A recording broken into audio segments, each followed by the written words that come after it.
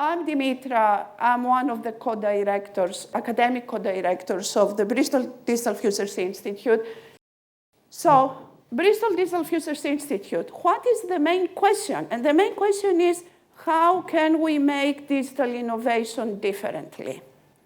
This is what is at the heart of what we are doing and what we would like to do. So, for whom, how, and why? And also at the very heart of what we are doing is building that interdisciplinary capacity and capability to be able to explore around our future, our digital futures, and then act and create. So that's what we are, how we can actually innovate differently for the future. We were established in September 2019, and then almost immediately it felt we locked down. So we have actually progressed and created our whole institute during the lockdown.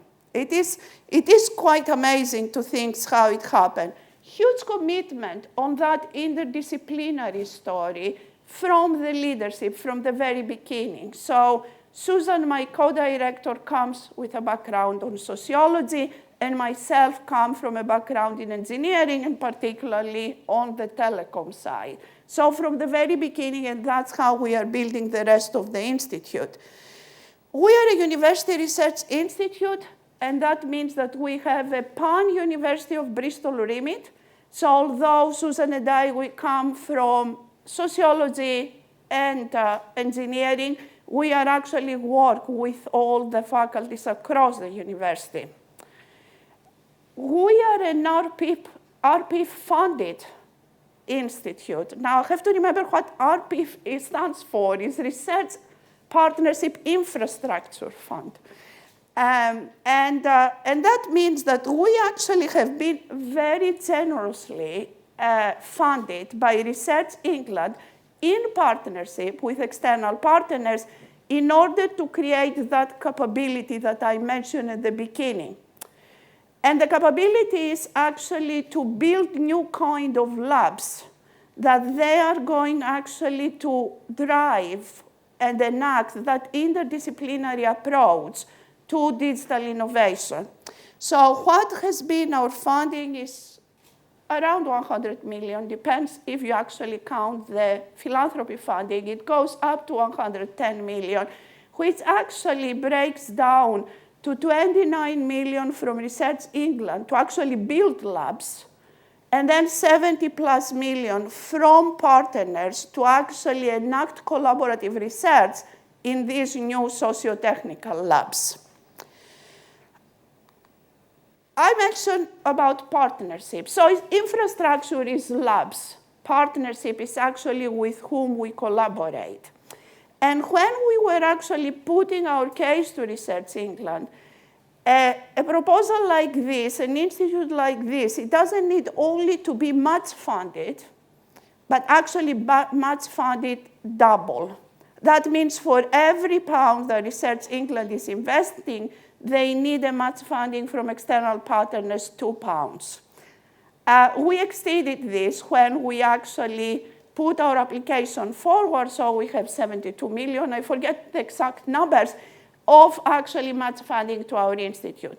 And that comes from a very diverse set of our partners. I'm not going to name everybody, 27 partners, and this partnership is growing actually. We are engaging with new partners, and we are signing new partnership agreements across the ecosystem as we speak. But these 27 partners, as you are going to see, they come with as diverse background as we are coming within BDFI. So you can see the big tech, but also you can see government, local government in particular. You can also see civic organizations and our communities within Bristol and the Bristol region that we are working with. So we have been, I mentioned that we actually worked during the lockdown, and we have building the foundation of BDFI. And I'm going now to show you the progress so far. So in summary, I mentioned that we have established the institute as a university research institute with a remit to work across all faculties. We have built the BDFI core staff and leadership. So I mentioned Susan and myself. We have an operation director that you're going to see later, turning up. So the leadership is there. We actually work in defining and start building the BDFI research facilities, and more to come in the next slides. Our partnership ecosystem, 27 initial plus growing. We have actually got the commitment from our university to actually invest in 20 new academic posts. So academic posts that they are actually ranging from lecturers, so early career academics, all the way to a number of professorships. We have, at the moment, we have 7 new appointments that they have been made, and people around the group, they're here, I see some of them, again, across the different academic grades, and we're in the process actually recruiting the rest of our academic staff. So look out for our adverts, and please recommend people that you know that they are actually passionate around interdisciplinarity and digital innovation to come contact us and look at opportunities that we are having and we are going to have in the future. We have 40 plus affiliate academics across the university.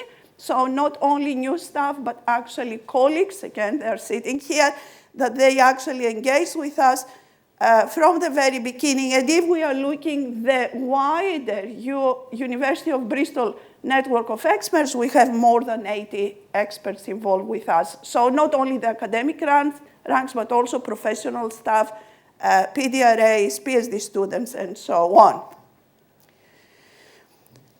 We are also having a new building, and we are moving there June, so in a couple of months.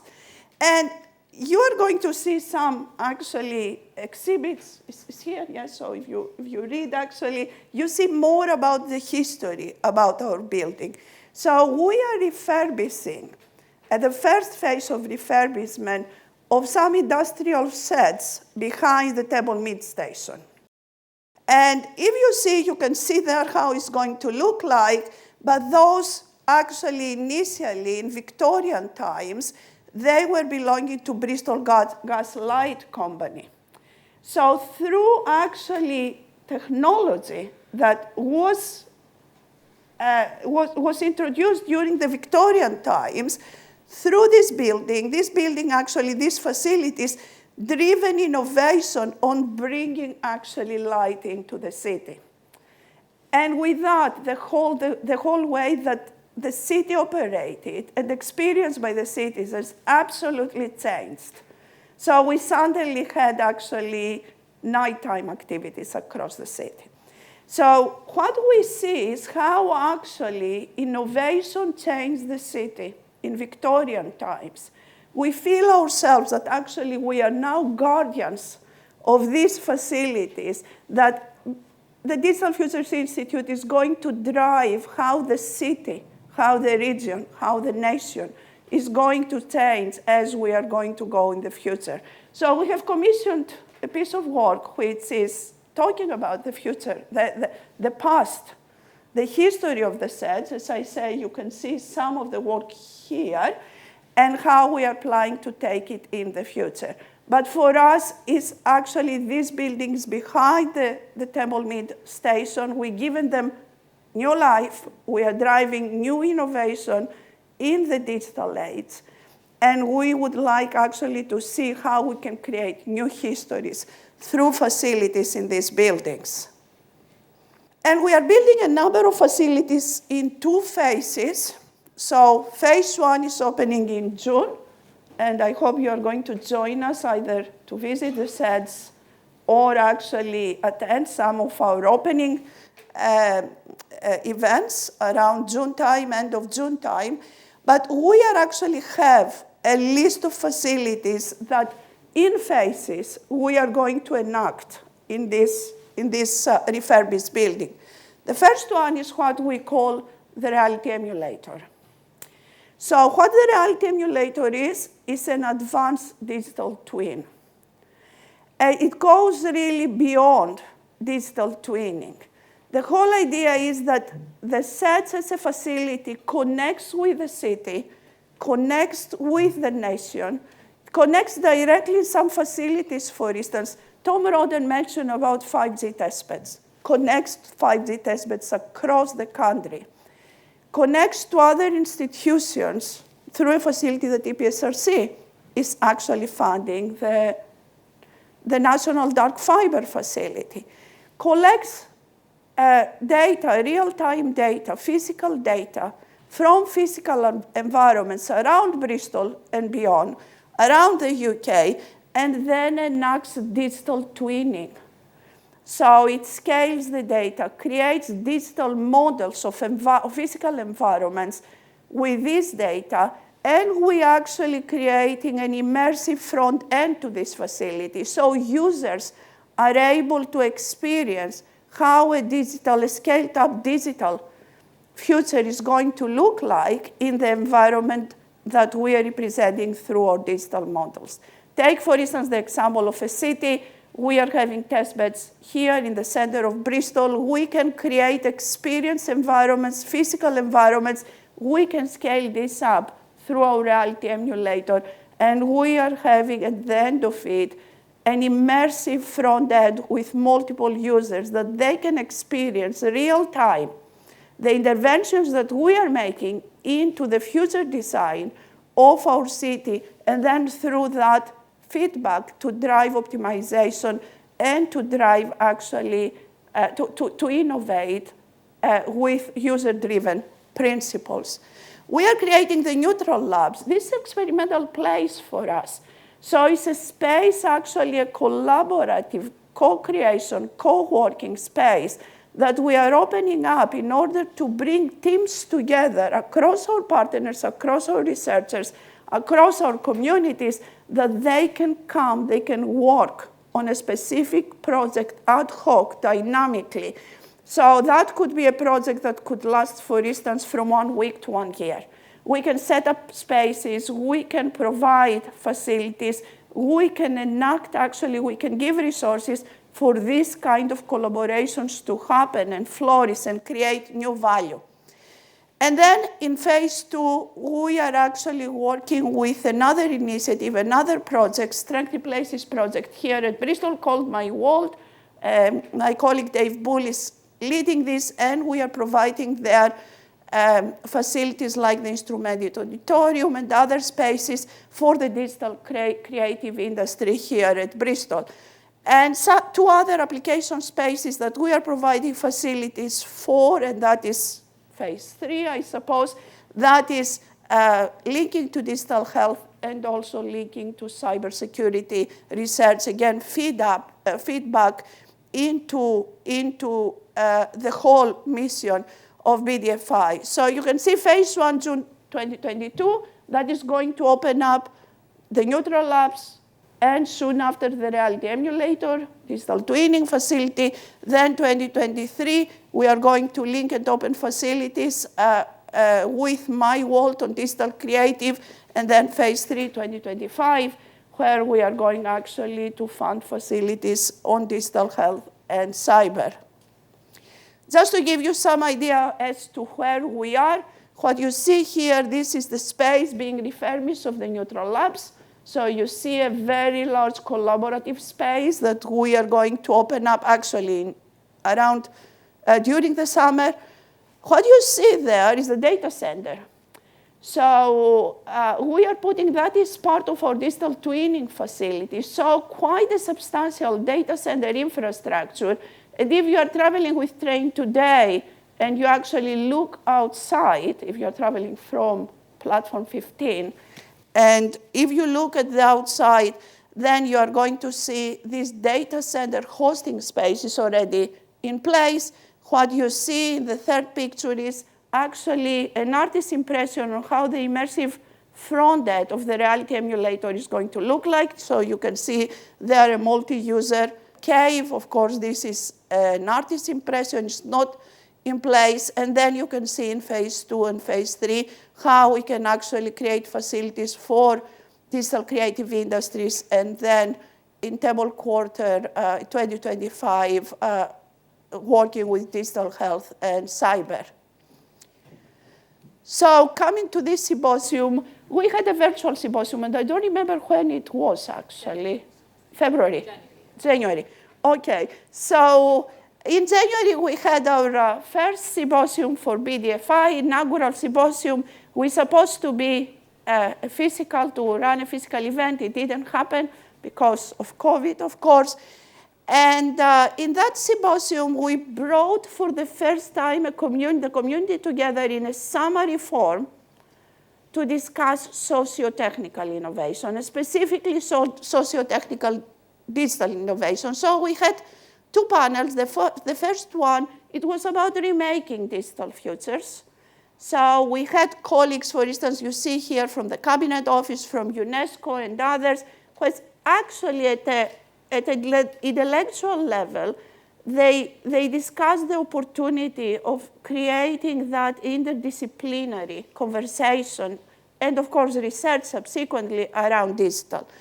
And then we had a use case on that, so how we can actually take that socio-technical approach as a background to a specific technology space. And we chose, not surprisingly, to talk about future mobile networks, so 6G. And just to look what actually socio-technical would mean when we are creating our future connectivity systems. And we had a number of panelists there. Howard is sitting here. Sorry, Howard, we used a quote from you. And Peter Williamson, for instance, from Global Issues Dialogue at Cambridge. And our symposium is online. You can hear the conversation. But actually, we came with the outcome that when we are looking at 6G, then hyperconnectivity of society is really at the core of it. So when we are looking at future mobile systems, for instance, we don't talk about performance anymore. We are talking about values, what we call now key value indicators at the core on the way that we are designing the future digital infrastructures. So building on Symposium 1 today, the challenge is to start discussing how we think about innovation, how do we think about change in innovation, how we change the way that we think about futures, change the way we do innovation, and change actually digital futures in the making. So that is our challenge. That would be very much our discussion today. And then how we can actually, BDFI socio-technical approach can make a difference when we are innovating in the future, how we can bring this actually not only to research, to industry as well as a practice. We are going to take an example of the city in the making as a use case. I mean, our first symposium, we took 6G as a use case. Now we are taking a city in the making. We are going to consider aspects across technology, environment, citizen governance. It's up to us what we are going to consider. We are going to discuss about opportunity challenges and gaps, and we are going to have more information on how we are going to do this during the day. But for me, what is important is coming out from this day, and I'm thinking about remaking futures in terms of digital, just to put priorities. What are the important discussions to have? What are the priorities in terms of research? And what are the priorities in terms of collaboration? And I think probably I abused my time, but thank you very much. And yes, thank you.